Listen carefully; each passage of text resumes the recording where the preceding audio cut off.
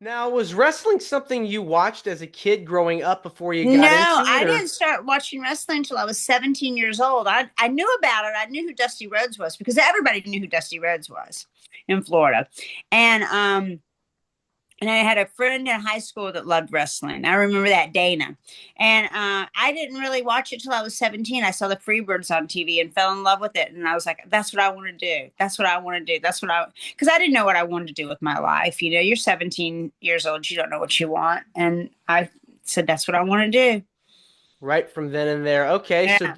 so Dusty Rhodes, was he one of your favorites in the Oh Freebirds? yeah, definitely. Dusty Rhodes was the best. When I saw the Freebirds on TV, because they were doing something with Terry Gordy, they were putting a um, baby bonnet on his head and a baby pacifier in his mouth and everything, and he was running around. I was like, "What is this?" My dad's like, "Oh, this is wrestling," and he was flipping channels and everything. I was like, "Well, stop! Don't change the channel," you know.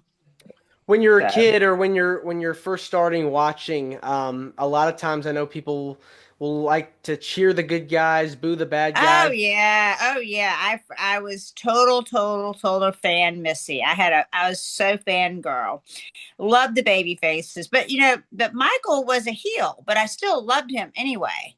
Michael Hayes. I don't know why, but I loved Tommy Wildfire Rich. Let me tell you something. Back in the early '80s, now Tommy Wildfire Rich was the cat's pajamas. He was Mr. Cable TV. So Okay. All yeah. right.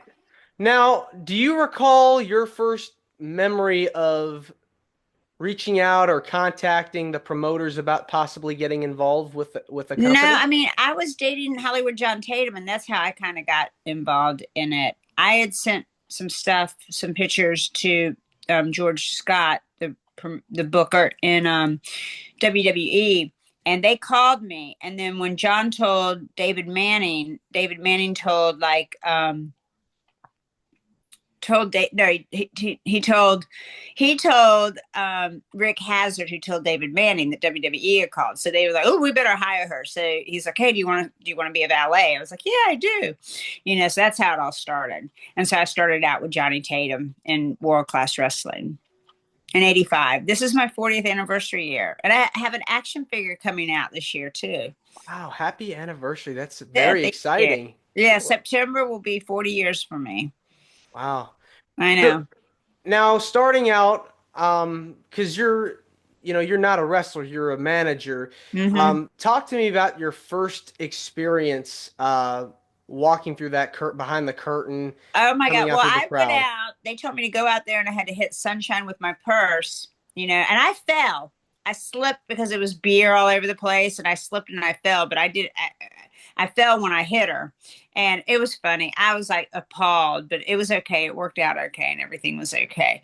But I'll never forget. I was so like scared and so nervous. And it was just like, I still get the butterflies anytime I go through the curtain.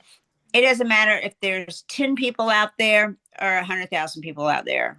I don't know if I've ever been in front of 100,000 people crowd. Anyway, all I know is but I still get butterflies in my stomach.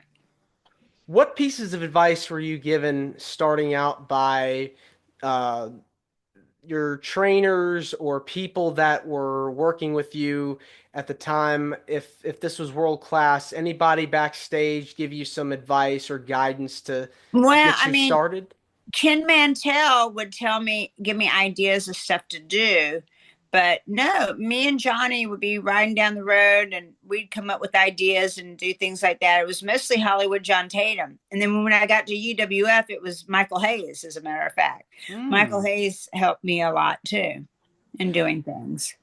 Anything that he told you that still sticks with you today that you recall? No, but the one thing that Terry Funk told me was if you ever get stabbed when you're coming back from the ring, you did a good job. Hmm. I know. It makes you wonder, like, well, do I really want to do a good job? Did I get stabbed? I mean, when you're out there, lots of stuff can go wrong. It's I live know. And if you're TV. a heel, I mean, back in the day, I would come back with beer all on me and gum in my hair and nacho cheese and mustard and ketchup and hot dogs and everything. Beer thrown on me. My dad was like, I would send him tapes. My dad's like, I'm not watching that. I can't watch my daughter get beer thrown on her. You know, just you walk out and they go, beer on you. Well, It was fun. It was great.